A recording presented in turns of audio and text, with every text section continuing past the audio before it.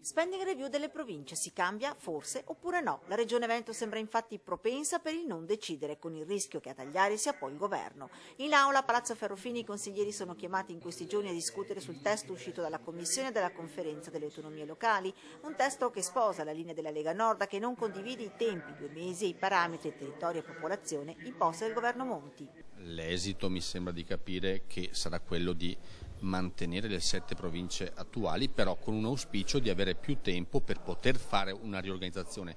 Riorganizzazione o riordino di cui, spiega sempre la Lega Nord, di fatto non se ne capisce il bisogno. Dato che le province diventeranno enti di secondo livello, quindi il costo politico comunque verrà tolto dalle province, cioè i presidenti, gli assessori verranno tolti e saranno formate da sindaci, qualcuno mi deve spiegare per quale motivo dobbiamo ridurre e accorpare la provincia di Treviso con quella di Belluno o quella di Rovigo con Padova. Il Consiglio regionale si trova a decidere su una materia che piace a pochi, dove tutti cercano di difendere il proprio territorio e la propria specificità. Ci troviamo di fronte a un pasticcio, qualsiasi scelta che verrà fatta credo non sarà sicuramente la scelta ottimale, scontenterà molti e accontenterà pochi. Salva forse la provincia di Belluno, per la quale la Regione nello Statuto ha già provveduto a dargli lo status di provincia speciale montana. Vorrei, lo dico con estrema franchezza, mandare a Roma una soluzione che può essere 7 su 7, ma con una differenziazione, cioè con un documento allegato che dice Belluno deve essere per noi una priorità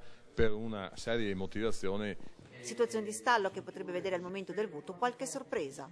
Io non voterò nessuna mozione che preveda l'esistenza delle province in Veneto, in qualsiasi forma. E mi pare di capire che siamo in tanti a pensarla così, a prescindere dai ragionamenti che sono stati fatti in commissione o tra partiti. E come lui anche altri consiglieri del PDL, il rischio è che la decisione finale passi al governo. Se non siamo in grado noi di fare delle scelte, le farà chi di dovere.